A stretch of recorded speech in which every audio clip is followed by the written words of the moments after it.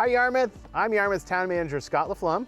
And I'm Town Councilor Karin Orenstein. And we're back by popular demand.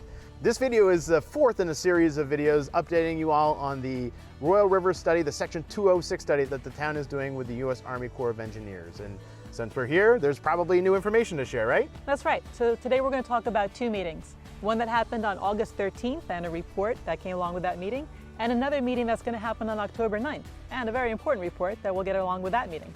So back on August 13th, we had a public meeting at the log cabin. It was really well attended. We're excited that so many people showed up, both in the room and online. We had a full house to hear about the H&H report, which is either hydrology and hydraulics or hydraulics and hydrology. Either way, the H&H report tells us what's the water going to look like. And the reason we're standing right here is that the area that people were most interested in is here at the Yarmouth History Center boat launch. They wanted to know if they'd still be able to access the water over here. So as Karin said, this is a really important access point to a lot of folks in town and outside of Yarmouth to access the Royal River. And so we learned a little bit more about what those recreational changes might look like. Yeah, we did. So starting right here where people were asking about, the answer is that the water will drop by about 4 feet. It'll still be deep enough to get a canoe in and paddle upstream like people have been doing. It will contract a little bit from the edge of the river here, but not that far, and we'll still be able to use this boat launch. That's great. And did the Army Corps shed any light on any potential visual impacts downstream as you get closer to the dams? Yeah, what's interesting is that underneath the water here, there's actually rocks, and those rocky outcroppings are going to become visible, and actually might be areas that people play and hang out on, when the water level goes down. So it could actually open up some new recreational options in Yarmouth. We still don't advise anybody to go downstream. This is not X Games here. We're just trying to do slow paddles upstream. Throughout the process, we've been thrilled to work with our partners up in North Yarmouth, and we're lucky enough to have a few residents join us during the August meeting. So what did the Army Corps tell us about potential changes upstream? Sure.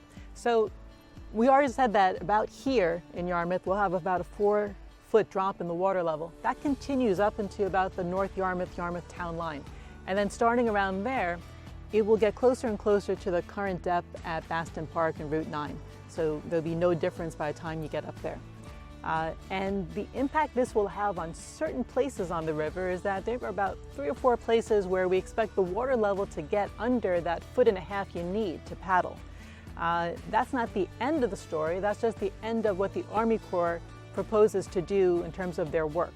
We certainly are already talking to North Yarmouth about how we can work together to make sure that people will be able to paddle all the way from Yarmouth up through North Yarmouth.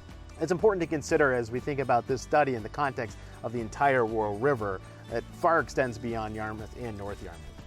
So Scott, if somebody was interested in looking for themselves, see what the model says about different parts of the river that they're interested in and what it will look like, what the velocity will be, what the depth will be, where would they find that information? It's a great question. That model, in addition to all the other information that we've collected to date, is available on the town's website at yarmouth.me.us/Royal River.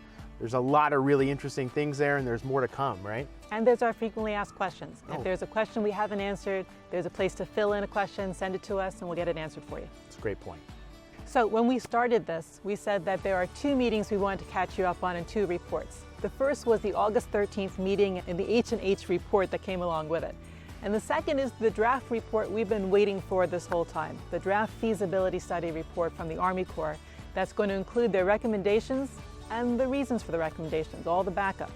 And that is due out on October 9th, and we are going to have a public meeting with the Army Corps President in town, October 9th at 6 p.m. at the Patriot Insurance office building. That's right. And folks who live adjacent to the Royal River, be on the lookout. The Army Corps is going to be setting up a separate meeting with direct abutters to hear your concerns and talk about some real estate impacts. Thanks for tuning in. That's it for this edition, but be on the lookout for future videos. For more information, check out our website at yarmouth.me.us/Royal River. See you next time.